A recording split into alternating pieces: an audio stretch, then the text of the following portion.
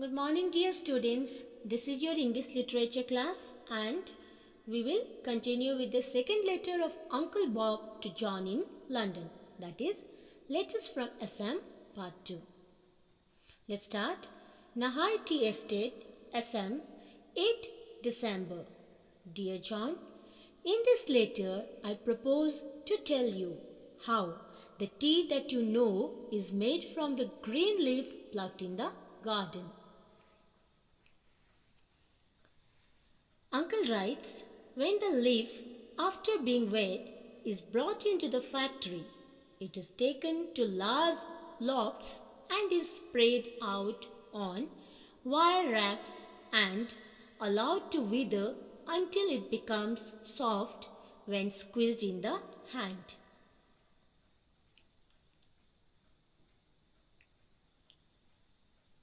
He continues to write, after about 18 hours, when the leaf has withered enough, it is carried away and fed into rolling machines in which it is pressed down onto moving steel tables. Here, the leaf is bruised and cut. This brings out the juice and turns the leaf into wet, sticky mass, which has the appearance of mashed seaweed.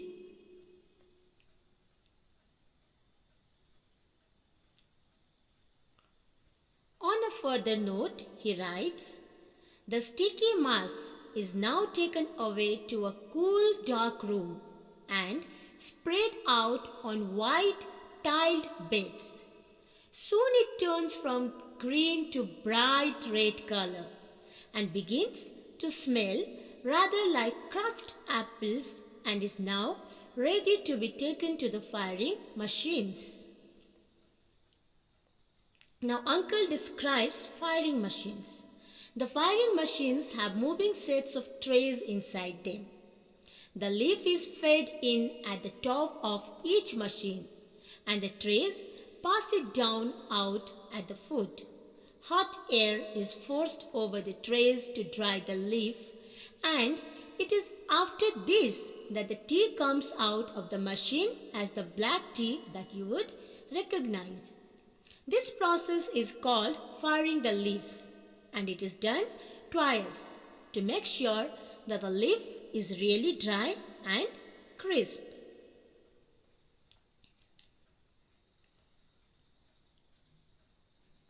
He writes, next, the tea is taken away to another room to be sifted.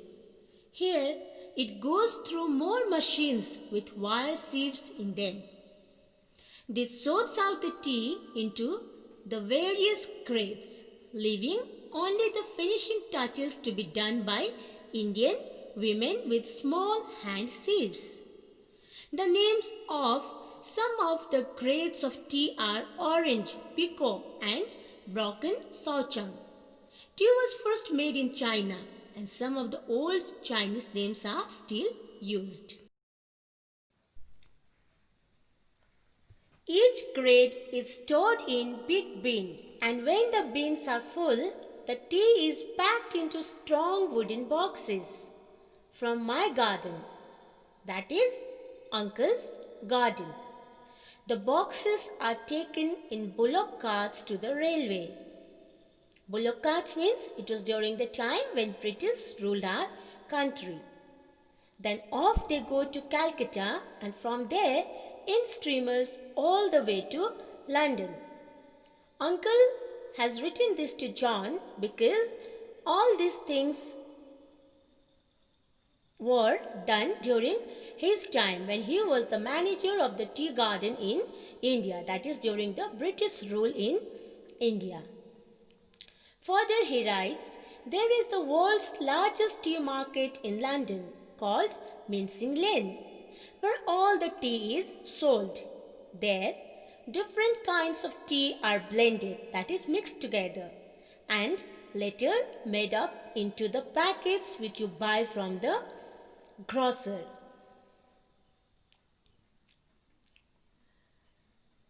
Moving ahead, he pens down The making of a pound of tea is quite a big business.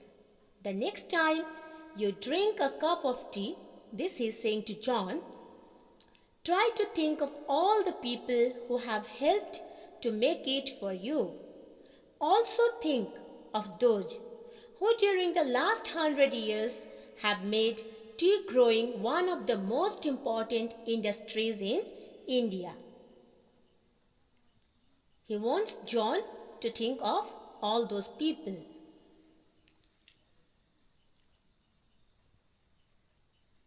Last, he writes, someday I hope you will be able to visit me and see for yourself all that I have described. And now I must hurry off to where the leaf. Your affectionate Uncle Bob. So children, this was the explanation of the chapter. This was the story. This was the letter, in fact, that Uncle wrote to John. So with this, we end his letter to John. Please go through the video. Try to understand the chapter. We will do exercises in the next video. Thank you.